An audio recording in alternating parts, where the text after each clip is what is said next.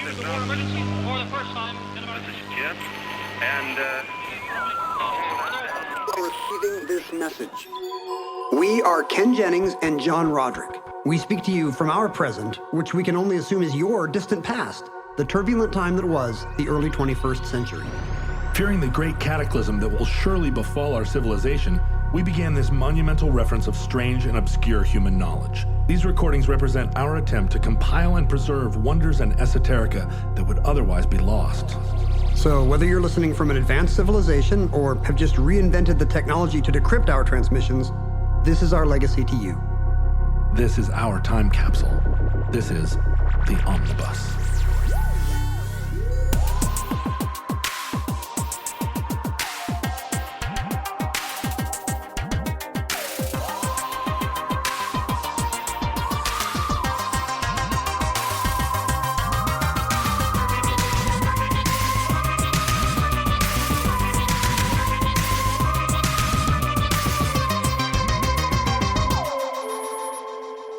You have accessed entry 047.PS9111, certificate number 21873. The Angels of Mons.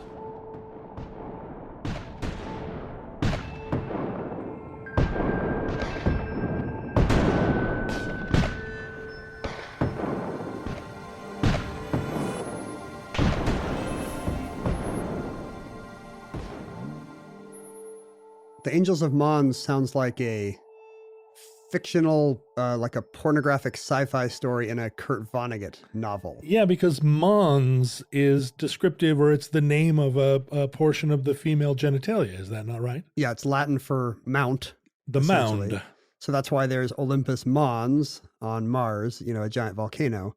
But there's also a mound as part of the, female reproductive system. It sounds like a Harlan Ellison reference, right? That would be a short story where all of a sudden it got really gross and...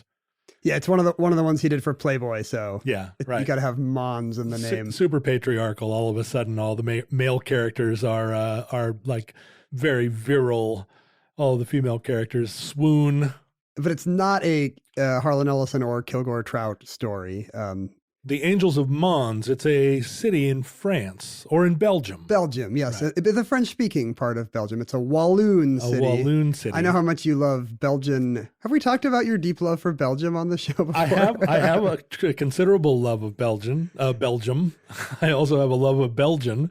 But yeah, waffles, Belgian, John's love for. The whole nature of the nation of Belgium is something we should cover later at greater length, because I think it's a wonderful example of how we draw borders, how people are agglomerated. We don't want Belgium to be lost to the future. Boy, I feel like Belgium is under threat even in our own time. So maybe we should do this episode quickly, is what you're saying. Well, I mean, it's riven by internal conflict that I can't imagine will survive an apocalypse. Wow, you're making Belgium sound very sexy and exciting. It is. Have you just been watching some European TV drama about Belgian political machinations and you think this is real? I haven't, but from the first time I visited Belgium, where I witnessed an argument between the conductors of the train and the guys who were down on the tracks working on the undercarriage of the train, where the conductors all spoke Flemish or Dutch, and the guys working down on the rolling stock were Wallonians, and they were yelling at one another in their individual languages, like making no attempt to speak to one another in a common language. But they both understood what the other was saying. I like that they have different jobs by nationality. It's like the Eloy and the Morlocks or something, like yelling down at the Walloons below. Yeah, in their coveralls. So ever since then, I've been fascinated. But let me ask you: is Mons the correct pronunciation? It seems like it should be Mons. Yeah, in French, because this is in the Walloon, the French-speaking part of Belgium. It's a city near the southern border of Belgium. Mm-hmm. The NS would be silent, like like how Le Mans is actually Le Mans. Le Mans. It's not totally vowelless. You have to do the little nasal Le Mans. Mans. It kind of turns into something weird with your nose. Ouais. But is that also true in Belgium? Belgique. It would be, except there are Belgique. certain exceptions to the thing about the S being silent. For example, the city of Mons it also takes its name from, it comes directly from the Latin for mount. It must be an elevated area. Mm-hmm. And because of that, the name kind of predates the phonetic rules that would make the S silent. So you actually do say the S. It's Mons. Mons. You still have to do the nasal thing, but then you have to turn it into an S, which really, it makes the Belgians seem a bit high maintenance to think that I'm going to go to all this trouble. It's a 4-letter place name. Mons. Mons. Mons. Mons. Mons. We should try to get through this episode saying it as little as possible. I feel like I'm going to say it as often as I can. A Rolling Stone gathers no Mons. It was the site of a battle during World War I, the First World War.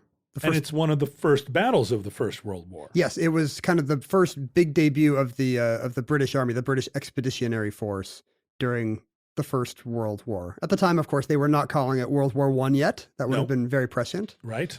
Maybe we should do a show about that. When did the Great War, the war to end all wars, become World War I? I mean, when did it even become the war to end all wars? I doubt very much they were saying that in the early days. If it had, in fact, ended all wars, we might still call it that.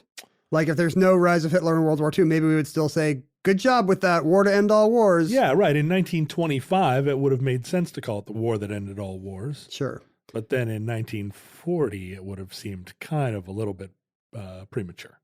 Maybe even ironic. As a tagline, it didn't age all that well. Yeah, right. Right. It's the new Coke of war taglines. Of course, we're speaking at a time when, to people who are familiar with dozens of world wars, they probably think it's charming that we only have two. Well, it's hard to say. I mean, any war could be the war to end all wars, because who knows during a war whether it's the last war or not. Although some wars seem like World War I, at the end of it, it already was a bad name to call it the war to end all wars, because there were so many resentments left over at the end of that war. Surely no one believed that there would never be another war. It was just a hopeful kind of magical thinking, you know. Right. Maybe if the branding is good enough, if we get good enough ads, if we get good enough awareness out there, we get some influencers, we get some thought leaders to tell people that this is the war to end all wars, then maybe there's no, German resentment and inflation and rise of Hitler. It feels a little bit like pre-stroke Woodrow Wilson talk. But so here we are, the Battle of Mons. That sounds like after stroke Woodrow Wilson talk. Every time you say Mons. I guess I shouldn't be making ableist slurs about President Wilson. But we should stipulate to our listeners that the British are not, at the time at least, their country was not part of the European continent. And so when the Germans invaded, how far back do you want to go into World War I? I suspect you could do. What should we give you 90 seconds? You and I could do a whole podcast where every episode was just about World War I, but it would be doing all the talking. And then we eventually get to Domino's Pizza or whatever. To really understand the Noid, you have to start with Archduke Ferdinand. You have to start with the Ottoman Empire. Right. Alsace-Lorraine. So at the beginning of the war, right, the French and the Germans assumed, or rather the French assumed, that the Germans would be clashing with them primarily directly across the border between France and Germany. There was an understanding that Belgium was in play, but there was, the French were arrayed in such a way as to repel and advance by Germany straight across the German border. And the French actually made quite a few offensive gestures, like they were going to attack the Germans. But then I had a French guy make an offensive gesture to me once. I think that's very common in France, and that was their plan at the time. They were going to go, hey, yeah, up yours. They're like the French characters in a Monty Python sketch. Exactly. I spit in your general direction. But then the Germans swung around through Belgium in a big flanking maneuver called the Schiefelin Plan. I want to start saying things like flanking maneuver. I feel like I'm at the age in my life where I can start reading big 800-page books about world wars and say things like flanking maneuver. It's such a wonderful thing. And, it's all leading up to a time when in some attic of your house, you have a giant game board that looks like the Battle of Salamanca, and you have all these little lead figurines. I was just thinking, what if I start playing those 70s bookshelf games with names like Wooden Ships and Iron Men or Austerlitz Adventure or something? Yeah, well, in the movie Ronin, I mean, it's that iconic scene where the French mastermind is painting his little Ronin characters. Who knows who he's playing or what he's up to? I love the idea that people that play those games are some kind of successful genius masterminds and not huge weirdos. They're all masterminds in the movies. I think in real life, I don't know what's happening. In real life, they're just hanging out at the sword store at the mall. But so the Germans swing around, and all of a sudden they're on their way to Paris. Like, no one was prepared for this brilliant move. Unfortunately, it wasn't planned that well because they extended past what their supply lines could handle. But all of a sudden, here we are, we're counting on the British, who had a lot fewer troops than the Germans and the French. The German army was 1 million strong, and the French army was 1 million strong, and the British expeditionary force was like less than 100,000 people. And here they are, sort of having hopped over the English Channel, and they're the ones kind of standing there at the outside of this flanking maneuver, like, whoa, whoa, whoa. And this is happening right around Mons. Yeah. In fact, they are badly outnumbered in Mons. It's a huge German army bearing down on them. And on the morning of August 23rd, Germany opens fire. And we should say that the war is only declared the 1st of August. So this is 3 weeks from the beginning of the war. Not very long. It would be quicker today, when you think about gearing up massive machines back then. It's not like one of your modern CNN wars where the drones can start at midnight. That's right, where the war is over in 14 days. Because here they had to draw a lot of that stuff over on horseback. So it should have been an easy win for the Germans with, kind of 2-to-1 superiority over the British at Mons. Mm-hmm. But it did not work out that way. 9 hours later, the Germans were unable to take advantage of their huge numerical superiority. Now, how is this possible? It seems like they should have just overrun the British. Now I'm playing the part of I'm the interlocutor now. That's right. But it assumes that I know or care exactly what strategic downfall of General von Kluck actually was. Okay. All right. Let's just assume that that's not very interesting. Do you know more about the strategic downfall of General von Kluck? Listen, I want to hear from you about the Angels of Mons, and I do not want to sit and paint my lead figurines here for everybody. To me, your lead figurines of General von Kluck on a stallion are just obstacles between me and the Angels. Yeah, the story that you really want to tell. And you're in my attic room, and you're moving my little guys around thinking like, oh, here's your little friend. And I'm like, God, don't move that. Put that back. That's not till the second day. So the end result of the battle at the end of the day is that the British do hold up von Kluck's advance, wheeling around toward the French border by a day, and inflicted pretty heavy casualties, certainly disproportionate to the small size of the British force trying to hold Mons. Their much smaller army cost the Germans thousands and thousands of casualties. And in Britain, this was seen as a huge success. It was a big propaganda success. In all the papers, it was, the bravery of our boys holding back the Jerrys. Jerrys? Is that from World War I? I think you could have said Jerry's, although they would have probably said the Hun. Holding back the Hun. Holding back the Kaiser. Well, and this was, not to lead figurine you, but this was... Let's lead figurine it up. Let's get some Thomas Midgley lead figurines in here. A lot of us think of World War I as being exclusively a trench war, but in these early days, it was a war still being fought in these kind of battles. Often they hadn't dug the trenches. That's right. They didn't have a bunch of Walloonians in coveralls digging their trenches and putting up barbed wire. And it was a weird time in warfare because the generals still were executing cavalry charges, like horses with sabers drawn. The horses didn't have sabers. The executed men on horses, with sabers drawn. You need to relook at your figurines. Wait a minute.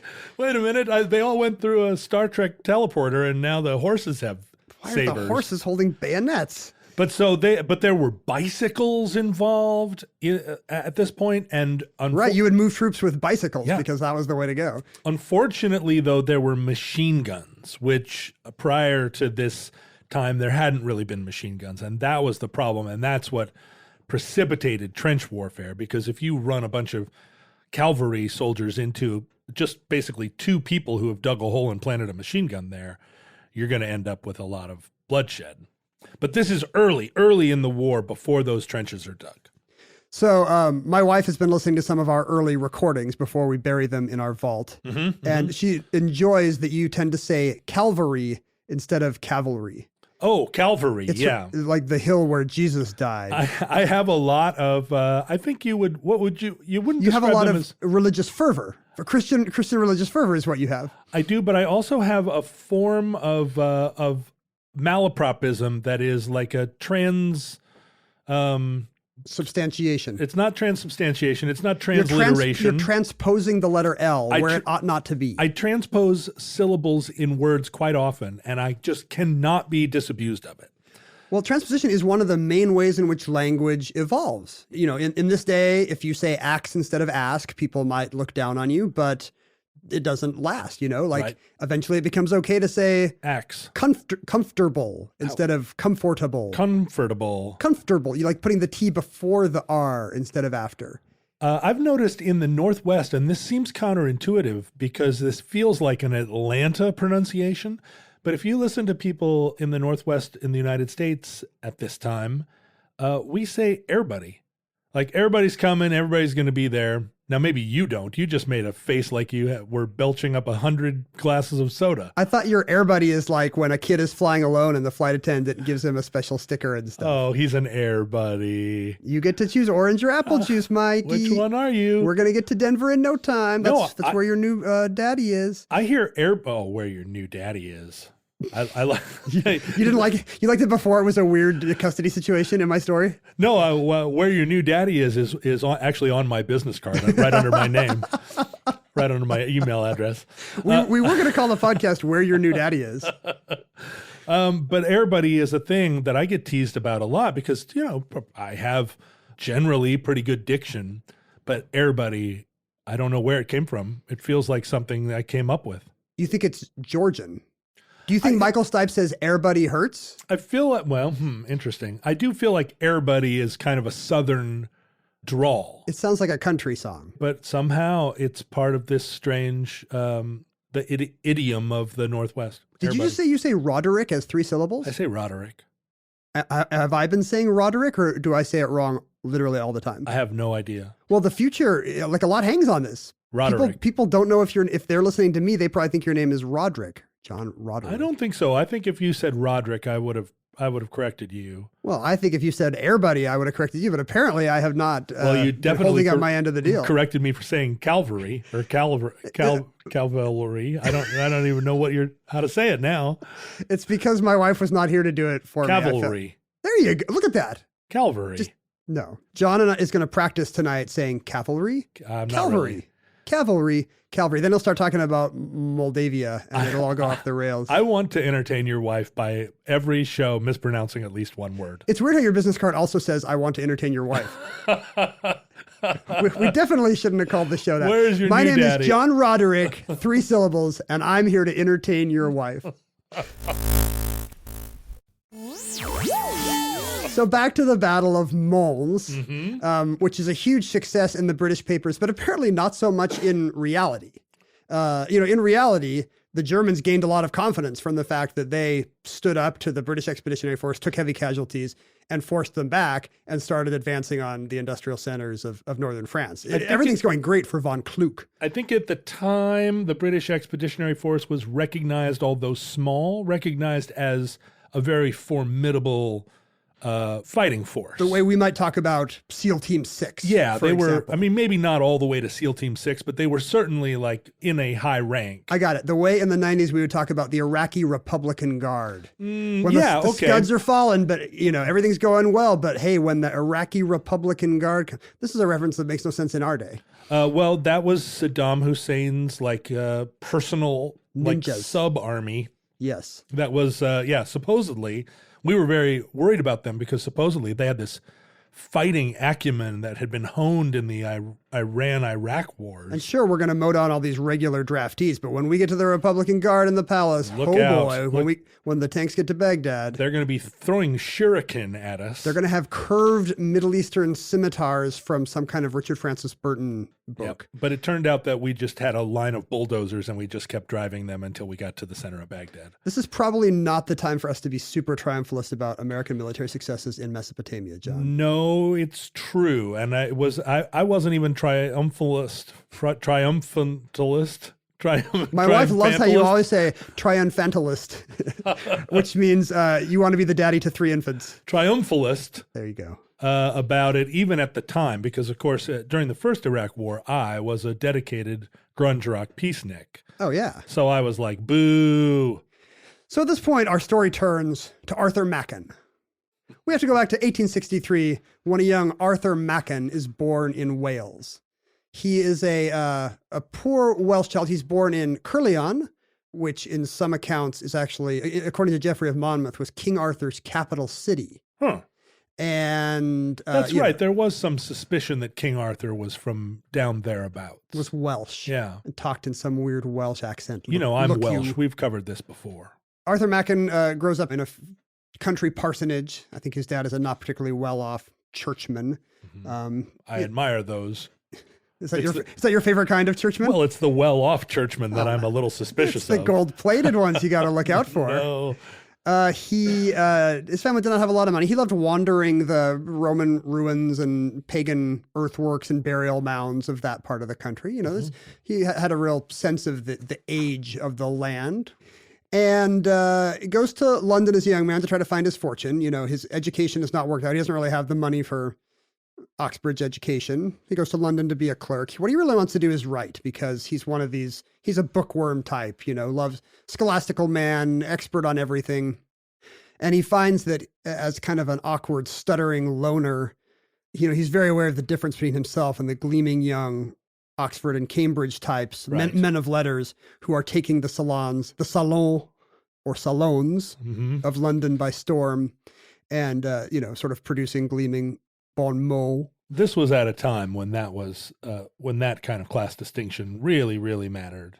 And he felt it deeply. He was living in a little attic garret, a monastic little cell where there was a stepladder to go up to there was a ladder you could pull down to go up to the roof in case of fire. And he would actually line up his books on the shelves of his stepladder because his little, 5 foot by 4 foot room did not have a bookshelf. How charmingly dramatic. Poor Arthur. His first work was 1884's The Anatomy of Tobacco, kind of a tongue-in-cheek scholarly thing about different habits of smoking, different varieties of pipe tobacco, which he wrote under the name Leolinus Siluriensis. Did not make much of a splash. Right. And this was a theme that would continue for Arthur throughout his long writing career. Maybe because the pen name was not that catchy. You wouldn't line up for a book by Leolinus Siluriensis? The interesting thing is that's Latin for lemony snicket. A lot of people don't know that. Yeah. He also wrote a kind of a medieval pastiche called The Chronicle of Clemendy a few years later, which again, nobody liked. Mm-hmm. So, things were not going well for Arthur. And throughout his life, he would always have to scramble. Even when he became a transatlantically famous short story writer, he still was not earning the money you would expect given his level of fame. At one point, his early out-of-print books were going for £1,500, which would be $7,500 on our side of the Atlantic at the time, around circa 1910, which at the time was, sure, a great yearly salary. Right. And yet, poor Arthur is making a pittance. He probably made no more than £600 total in his lifetime for his work. No kidding. His work in its own time was collected? Yeah, in the 1920s, he was a sensation in the Americas, and yet he's making £50 a year maybe. Wow. Because he was writing what at the time was weird fiction. Mm-hmm. In our day, the word weird has kind of become devalued by kids just to mean strange, Anything's weird. Right, but at the time it was... I can't find my phone, that's so weird. But at the time, there was weird with a capital W. It was macabre, bizarre tales of the supernatural. And not just gothic haunted houses. He loved that kind of stuff. He loved Edgar Allan Poe, but he was really into kind of the horrific side of great unspeakable evils. He wrote his first early work along these lines is a novella called The Great God Pan, about a woman who gets, taken into the wilderness by some kind of shaggy occult creature. Sure, ravished by a cloven-hooved forest god. Tempter, yes, from some prehistoric time. And sure enough, decades later, some terrible woman is on some terrible crime spree in London, and it turns out to be this woman's daughter, born 9 months after her tryst with the occult forces of whatever they're occult forces of darkness. Forces of shadow, at least. Was this the inspiration for the Cliff Richard 1970s hit, Devil Woman?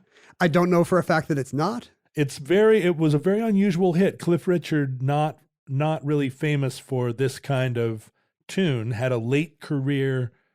I think of him as kind of some Peter Pan, boyish-faced pop idol. Yeah, with a quiff and a bolo tie or something. But in the 70s, he had this kind of broody, almost as though he had a tryst with a cloven-hooved devil. Or maybe he just got the first Zeppelin record. Yeah, somebody else wrote him a tune. And liked the Tolkien songs.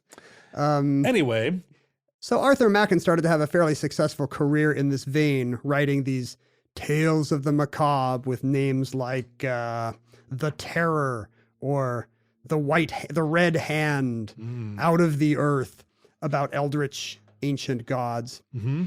And in fact, he was an influence on H.P. Lovecraft, the American genre writer, probably best known for pulp stories about unspeakable evils and ancient gods and pagan whatevers. Mm-hmm. That basically created the universe of pop culture in our own time.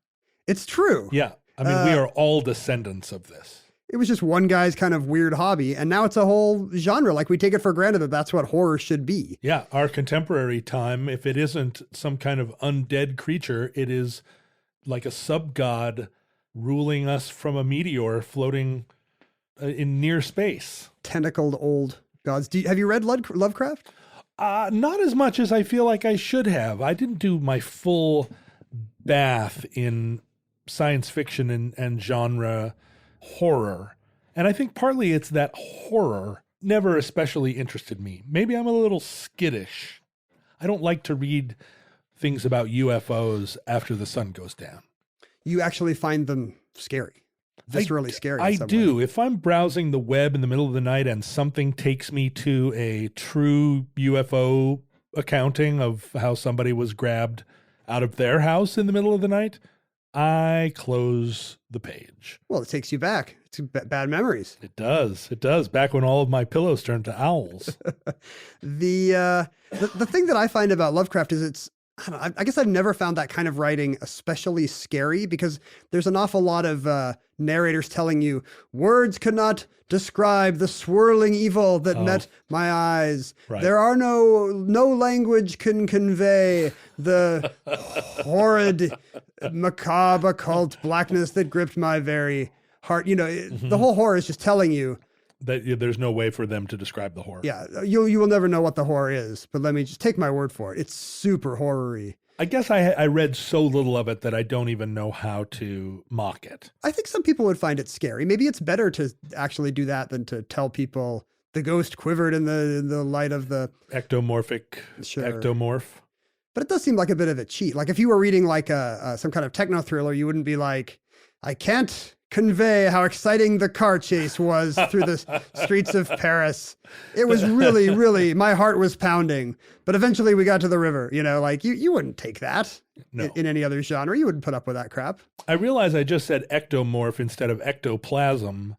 Ectomorph being just like a way of describing body types. No, that's very scary to me. Ectomorphs? Yeah, what if somebody I don't even know what an ectomorph is. Do they have a little bit of a tummy? No, isn't an ectomorph someone who is really tall and thin? Oh, well, that is super scary. Well, sure. Lovecraft was very... have you seen pictures of Lovecraft? He's got this kind of long, bony jaw like he's some circus giant. Like, I almost wonder if he had acromegaly or Marfan syndrome or something like that. Well, you have to assume that a lot of these... I don't know if you have to assume, but... no, you do. We're the only part of history our listeners have. But they literally have to assume now, whatever you're going to say. You have to assume that a lot of these stories were transmitted to us by UFOs and bug people who had come to Earth as advanced parties to corrupt our own culture so that we self-destructed, so that they could Soften eat our us up. brains. Well, That's it certainly worked. Like as a meme, Cthulhu now does kind of, he was a god who never had any worshipers. And now he's got hundreds of thousands of people citing him ironically online. Like more people know stories of Cthulhu than, Thor or Bast. Maybe not Thor. He's got best-selling movies. Well, but Thor was in Adventures in Babysitting. some B-grade Norse god or Germanic god, right?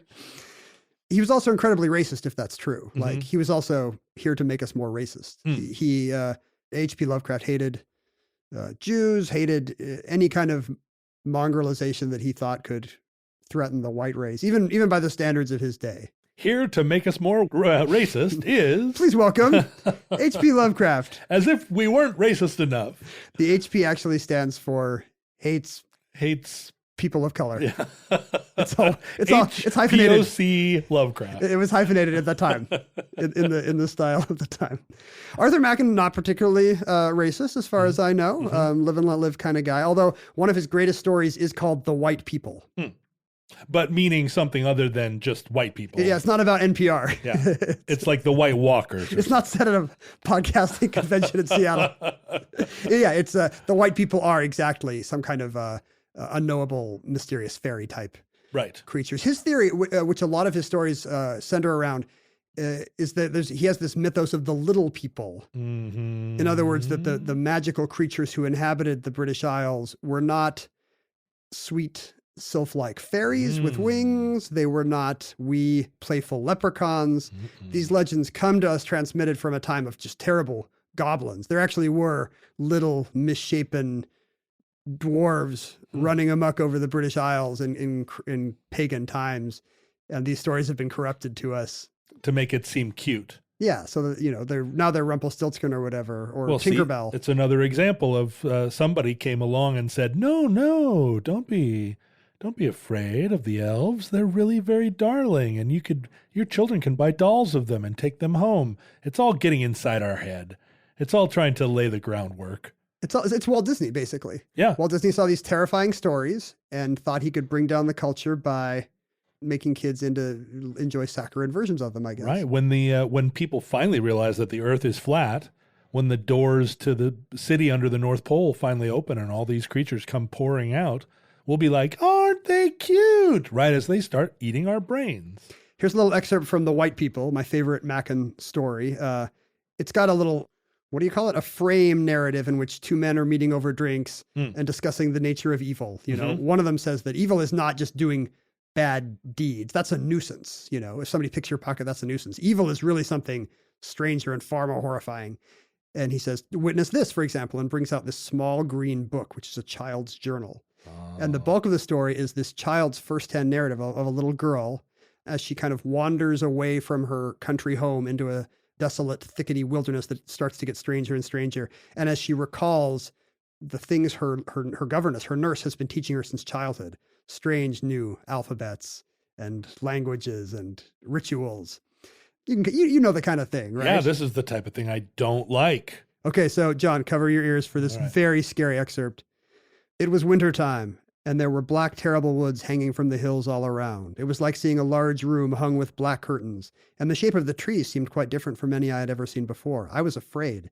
Then beyond the woods there were other hills round in a great ring, but I had never seen any of them. It all looked black, and everything had a vour over it. It was also still and silent, and the sky was heavy and gray and sad, like a wicked voorish dome in deep Dendo. I went on into the dreadful rocks. There were hundreds and hundreds of them. Some were like horrid grinning men. I could see their faces as if they would jump at me out of the stone and catch hold of me and drag me with them back into the rock so that I should always be there. And there were other rocks that were like animals, creeping, horrible animals, putting out their tongues, and others were like words that I could not say, and others like dead people lying on the grass. I went on among them, though they frightened me, and my heart was full of wicked songs that they put into it. And I wanted to make faces and twist myself about in the way they did, and I went on a long way, till at last I liked the rocks, and they didn't frighten me any more. I sang the songs I thought of, songs full of words that must not be spoken or written down. Then I made faces like the faces on the rocks, and I twisted myself about like the twisted ones, and I lay down flat on the ground like the dead ones, and I went up to one that was grinning and put my arms round him and hugged him. And it goes on in this vein, a single unbroken paragraph for pages and pages and pages as she gets deeper and deeper into this weird landscape and her own weird mind and her own corrupted childhood. And there's kind of a sexual vibe that the Victorians did not like in Arthur Machen's work. It was a little bit titillating. He was a mystic. He thought that when he was writing, he was communing with some, he was having an ecstatic revelatory experience. He was hugging a grinning rock himself. Yeah, metaphorically. He probably, maybe he thought all his little people stuff was true. But he was scared of it. He was also a devout Anglo-Catholic, which I guess gave him the point of view to know how scary and dark all this stuff and threatening all this stuff really was to his immortal soul. Spooked by his own writing? I think so. It wasn't making him any money. It was definitely a labor of love for him to write these odd stories that people actually made people angry and wanted to ban. You definitely get the sense that a lot of creators of manga comics are actually being pretty transported by their own creation. Yeah, what is it about tentacles? What is it about weirdos that write about tentacles? Whether the tentacles belong to elder gods or sexy jellyfish. I, for one, welcome my tentacled overlords and tentacled future podcasts. Our listeners probably, hit play on this with suction cup tentacle fingers, so I should be careful about my weird revulsion. Words cannot describe the strange fear that gripped my heart as I imagined a future tentacled hand rising from a gray ocean. Now, not to inhibit your storytelling, but can you bring this back to the Angels of Mons? Oh, there's no relationship at all. I've just been possessed by a dark god who wants me to do his bidding. This actually does come back around to the Angels of Mons.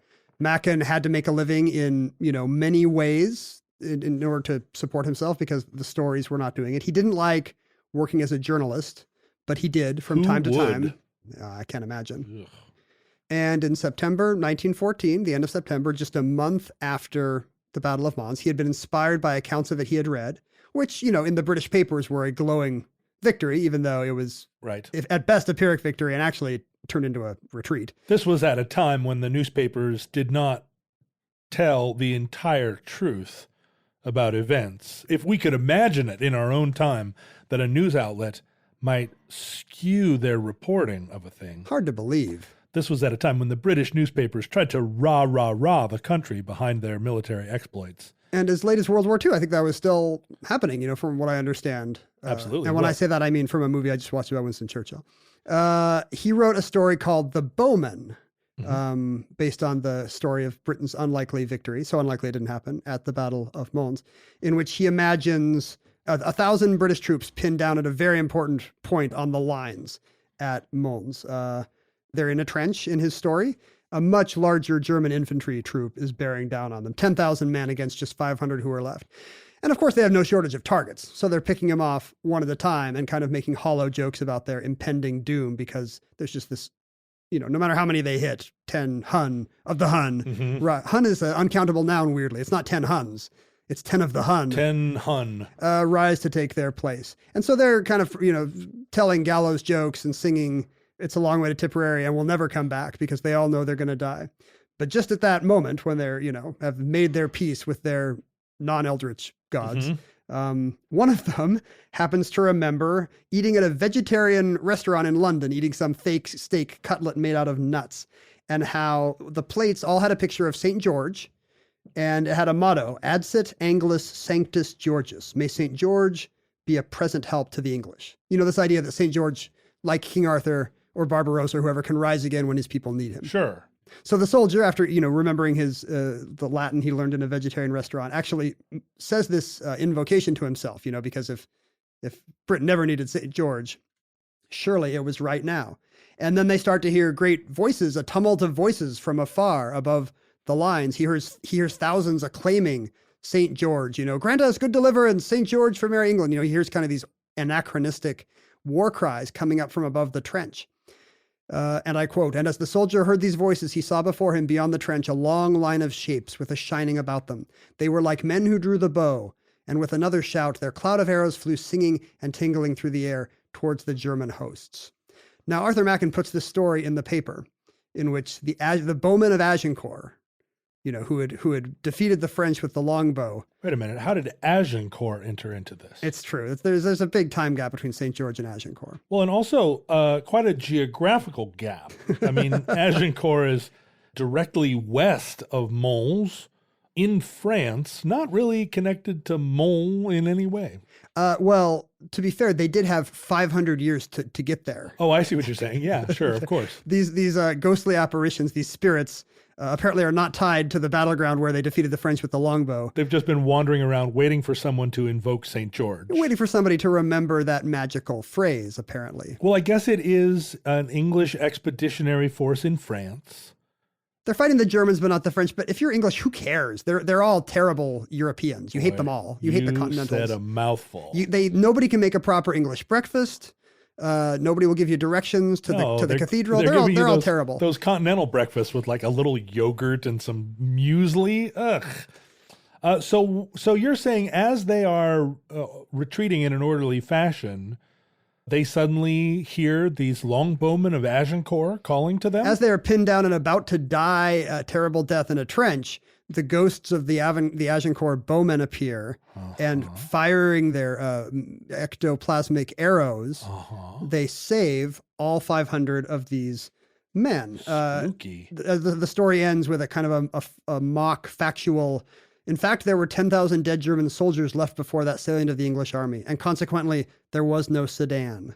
It doesn't mean that their Uber didn't come. Right. It's talking about the legendary defeat at the Battle of Sedan. Were there any Germans who had arrow wounds? Like in the real battle? Right. No. So this is all... And in fact, these Germans didn't have arrow wounds either. Here's what Mackin wrote. In Germany, a country ruled by scientific principles, the great general staff decided that the contemptible English must have employed shells containing an unknown gas of a poisonous nature, as no wounds were discernible on the bodies of the dead German soldiers. This is like Rod Serling coming up at the end. Or Alfred Hitchcock and saying, can you believe it? There were no wounds. But the men who were there know that it was the Agincourt bowmen who had risen again in England's hour of need. And then there's theremin music. Spooky. And so this runs in the paper where Mackin submitted his journalism and occasionally short fiction. And it was not weird for papers to print short stories back then. Mm-hmm. Mackin's story in the following years was always that he never intended anyone to believe any of this. He would protest strongly that people were reading his short story too literally. But in the weeks and especially months, and especially 6 months after the story ran, people really ran with the idea that there had been literal bowmen, often turned into robed Christian angels, hovering above the battlefield in Mons, rescuing the pinned down British troops. And people who managed to trace it back to his journalism or his short story would write him asking, which soldiers gave you these accounts? And he would have to say, dummy, it's a short story. Oh, so this took on a life of its own, disconnected from the original story. Yes. And now had just became sort of a received knowledge. Yeah, and people would say it was a friend of a friend thing. Yeah, my friend. Yeah, my friend's son was actually there, and he says that there were literal angels, and this became part of the narrative in the war. There was probably a fairly official propaganda effort to prop up stories like this. God is on our side. Did soldiers that had served in that battle actually come back and start telling stories about this? Was it a way to get people to buy you drinks in the bar? I think there are a few firsthand accounts. In these, it describes cavalry. It describes literally spirits on horses racing in and upsetting the German lines. But yeah, I think people found out it was a great way to have a good story and get somebody to buy you a pint. It's the climactic scene in the Lord of the Rings film. When the army of the dead, as animated by the Ranger King Aragorn, who goes and speaks the "You owe us a debt" speech to the Skeleton King, the Paths of the Dead. That's right. You guys come one more time and fight on behalf of the army of men, and we'll free you from your curse. Well, there's so many myths about kings who have said they will do this. Mm-hmm. And none of them have ever made good.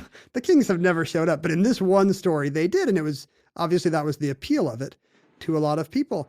And I think a generation grew up thinking this was a real thing.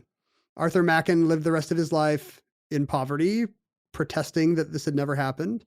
But people did not want to hear it. Now, wait a minute. Did Henry V actually promise his armies would rise up again? No. I don't remember that I from think Shakespeare. it seems to be a package deal where King Arthur or St. George or whoever has the ability to command subordinates from other time periods. I get you. And it makes you wonder, why wouldn't he bring in, if St. George can really do this, why isn't he bringing in extra tanks or... Sure. Like, why is he limited to the longbow? Although this battle would have happened pre-tank. Not to bring out my little lead figurines again. I mean, he could have at least called up the Duke of Wellington, like some kind of slightly more modern English army. Bring somebody with cannons for crying out loud, like muskets at the very least. Really, the longbow, St. George? That's maybe there's a gap. There's a statute of limitations. Like he has power of all English armies up to 1,000 years after his death. I do feel like there's something so dramatic about using longbows, though. Like it would be like a quadruple humiliation for the troops on the other side who are like, we have these machine guns, but they might say, ach du lieber, my machine gun is nothing against this ghostly arrow. Scheiße, thump. And so it's a case where a wholly fictional story was so good that it inserted itself into history and replaced the actual history. Story. I mean, that's a great author who can do that. I think we've probably, though, in the interim, have debunked the story so that it won't have traction into the future. Like so many other interesting things happened, even in the next 4 years. It seems like it's not going to be one of the legendary stories. Well, the problem is the angels. We're not prone to stories about angels appearing anywhere, even appearing in like on a piece of toast, a soppy Fox drama. Yeah. Or a piece of toast. We're skeptical about a Michael Landon type angel showing up on your farm to save it from foreclosure, much less a troop on a battlefield. I wonder if that will change into the future. I wonder if we're at like peak angel hater.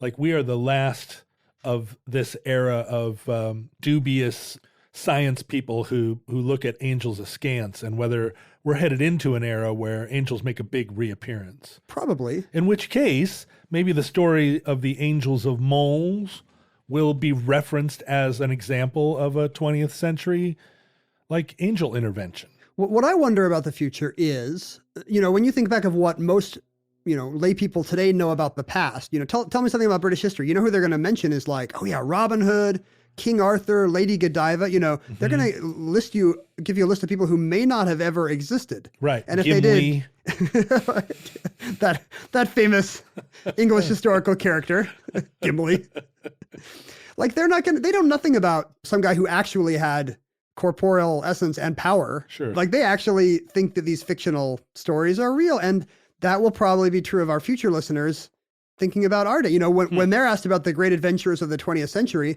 they might say, Indiana Jones, you're Moana. Great. Moana. Yeah, Tony Soprano. Did you ever get to meet Tony Soprano, Ken? Tell us of his deeds. They're going to have no idea who actually lived and who didn't, because in the end, it rarely matters. Right, especially now that our media is so devoted to appearing to be documentary. Right, like sure, like it's very, very convincing. The difference between watching the program The Crown, which is about an actual queen and dramatizing her actual life, and watching Parks and Rec. Parks and Rec is going to look more realistic to our future listeners. They're going to think it's a documentary about small town American life. Although, Portlandia is even more accurate than the reality it tries to portray. Well, that's what they always say. When legend becomes truth, print the legend, because it's just a better story. And that concludes The Angels of Mons. Entry 047.PS9111. Certificate number 21873 in the omnibus. Listeners, in the unlikely event that social media still exists in your era, and it becomes more and more unlikely with every passing day. When we first started saying this, even a few months ago, it seemed still a little tongue-in-cheek. I thought there might actually be Facebook 1,000 years hence. Yeah, we were like, Twitter is having a rough patch, but it doesn't seem like it will ever go away. But more and more, everyone I talk to is like, forget it. Forget it. We're speaking to people who think Mark Zuckerberg was a fictional character. Right. Mark Zuckerberg and the Queen of England are basically contemporaneous. Well, and in fact, they are. They're both characters in one of the Moana movies. Facebook, Twitter, and Instagram will not exist, surely, even 5 years from now. But we utilize them in our time, and on all three of the social media platforms, we could be found at Omnibus Project. We also maintained independent presences on those social media platforms. Ken and I used to enjoy ourselves very much on Twitter. He was known as at Ken Jennings, and I was at John Roderick. Those laughs seem a little hollow now, though we know that Twitter eventually destroyed the world, all it life was on Earth. so fun. We had so much fun. We laughed, we lolled, we pooned each other, we lolcatted. Is that how you pronounce pooned? I don't know, pooned. Is that what you would say? I always say pwned to rhyme with owned. Pwned. Yeah, I guess that's better. Pwned. It doesn't have poon in it, which helps. Well, anyway, we don't lolcat anymore. All we do is cower. Although Ken still tries to be funny. Our address for email was omnibusproject@howstuffworks.com. And finally, we have/had a fan group on Facebook, which you can find using even the most rudimentary internet skills by simply looking for Omnibus Futurelings on Facebook. If you cannot do that, I'm astonished that you have managed to listen to a podcast. Even if all you have is a printout of the internet that has somehow survived. That's right. Or the names of Facebook accounts chiseled into stone, you should be able to find the one that says Omnibus Futurelings. Omnibus Futurelings. And you will find, as we have found, that Futureling is quite a bit easier to say than it is to write.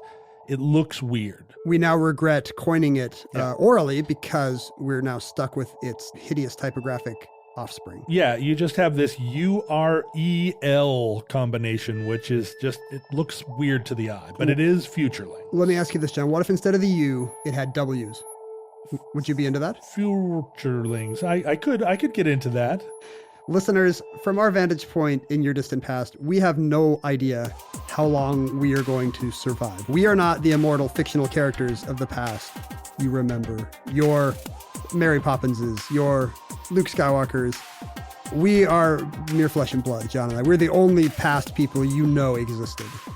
We hope and pray that the cataclysm, the eschaton, the singularity we fear may never come. But if the worst comes soon, this entry, this rambling, odd entry, like every entry in the Omnibus, may be our final word. But if Providence allows, if the angels allow, we hope to be back with you soon for another entry in the Omnibus.